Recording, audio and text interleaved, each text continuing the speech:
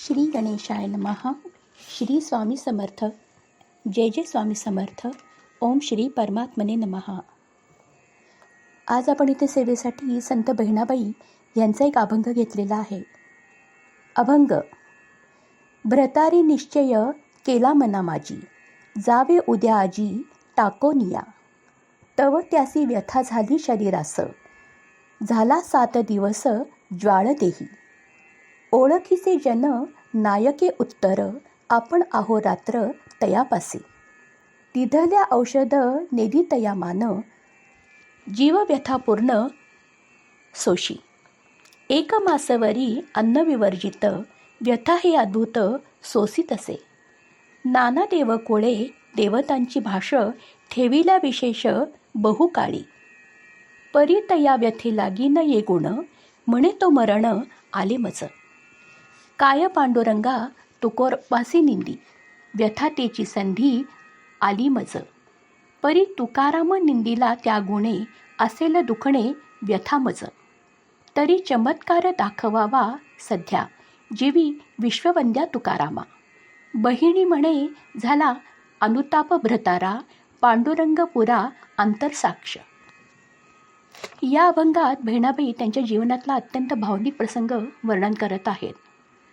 बहिणाबाईंच्या नवऱ्याने तुकाराम महाराजांची निंदा केली होती. बहिणाबाईंचे गुरु हे तुकाराम महाराज होते. त्या निमित्ताने सुरुवातीला जरी त्यांनी टीका केली, पण नंतर त्यांना पश्चाताप झाला आणि त्या पश्चातापाच्या अवस्थेत त्यांच्या मनात वैराग्य उत्पन्न झालं आणि त्यांनी घर सोडून जाण्याचा निर्णय घेतला. पण त्यांना आजार झाला आणि तिथून त्यांना कसा पश्चाताप झाला याचे इथे वर्णन आहे. आपण तुकाराम महाराजांची निंदा केली याचा पश्चाताप होऊन बहिणाबाईंच्या नवऱ्याने घर सोडून जाण्याचा निर्णय घेतला. त्यांच्या मनात वैराग्य उत्पन्न झाले आणि त्यांनी तसा निश्चय पक्का केला. पण तेव्हाच त्यांच्या शरीराला व्याधी झाली. 7 दिवस शरीरात ताप, जळजळ झाली. ओळखीचे लोक उपाय सांगत होते, पण बहिणाबाई रात्रंदिवस त्यांच्या सेवा करत होत्या.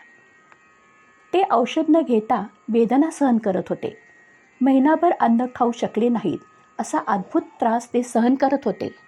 नाना देवतांची पूजा उपाय करून झाले, पण काही परिणाम झाला नाही.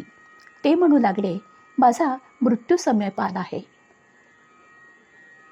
त्यांना असे वाटते, मी तुकाराम महाराज म्हणजे साक्षात पांडुरंगाचीच निंदा केली, म्हणून ही व्यथा झाली.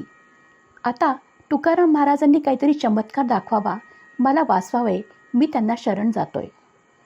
बहिणाबाई म्हणतात, माझ्या पतीस खराच आता पश्चाताप झाला आहे. हे पांडुरंगा, तू सर्व साक्षीत आहेस, त्यांना आरोग्य दे, ते तुला शरण आले आहेत. इथे असं कळून येतं, कधीही संतांची निंदा करू नये, कारण शेवटी काही झाली तरी त्यांना परमेश्वराची आशीर्वादाची जोड संतांना असते. शेवटी त्यांचा कैवार घेणारा प्रत्यक्ष परमेश्वरच असतो. म्हणून कधीही संतांची निंदा आपण करू नये. केल्यास असे काहीतरी परिणाम भोगावेच लागतात. श्री स्वामी समर्थ. जय जय स्वामी समर्थ.